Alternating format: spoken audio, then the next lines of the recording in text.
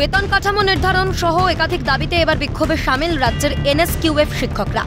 মঙ্গলবার সংগ্রামী যৌথ মঞ্চের পক্ষ থেকে সল্টলেকের করুণাময়ী বাসস্ট্যান্ডের সামনে বসে বিক্ষোভে সামিল হলেন তারা। একাধিক ক্ষেত্রে দুর্নীতির কারণে বঞ্চিত তারা, তাই তাদের এই লড়াই দুর্নীতির বিরুদ্ধে লড়াই বলেই জানালেন সংগ্রামী যৌথ মঞ্চের কনভেনার ভাস্কর ঘোষ। করছেন, শিক্ষকতা করেন, তারা নিয়মিতভাবে বেতন পাচ্ছেন না, তাদের পিএফ নিয়ে দুর্নীতি হচ্ছে, সেই প্রকল্পের ল্যাব তৈরি করা নিয়ে দুর্নীতি হয়েছে, তারা ম্যাটারনিটি লিভ পাচ্ছেন না, এরকম একগুচ্ছ দাবি দাওয়া নিয়ে আজকে নামা হয়েছে। মূলত দুর্নীতির বিরুদ্ধে লড়াইটা। এক এক জেলায় এক এক রকম বেতন দেওয়া হচ্ছে বলে অভিযোগ বিক্ষোভকারীদের।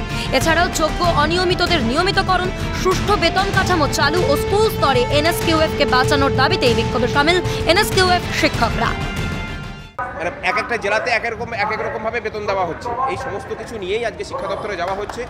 যদিও প্রকল্পটা শিক্ষা দপ্তরের প্রকল্প, কিন্তু এই প্রকল্পটাকে এই রাজ্যে একমাত্র পশ্চিমবঙ্গে এটাকে কারিগরি শিক্ষা দপ্তরকে দিয়ে পরে লাগু করানো হচ্ছে।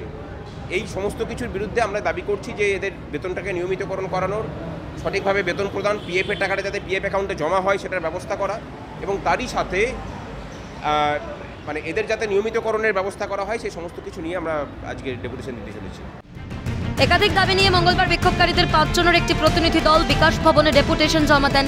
কিন্তু প্রশ্ন উঠছে, রাজ্যে একের পর এক ঘটে যাওয়া এই দুর্নীতির শেষ কোথায়? শিক্ষা থেকে স্বাস্থ্য, নিয়োগ থেকে রেশন দুর্নীতিতে জর্জরিত বাংলা। তারপরেও কেন হুঁশ ফিরছে না প্রশাসনের? এই প্রশ্নটা কিন্তু থেকেই যাচ্ছে। শুভদীপ মান্নার রিপোর্ট, ক্যালকাটা নিউজ।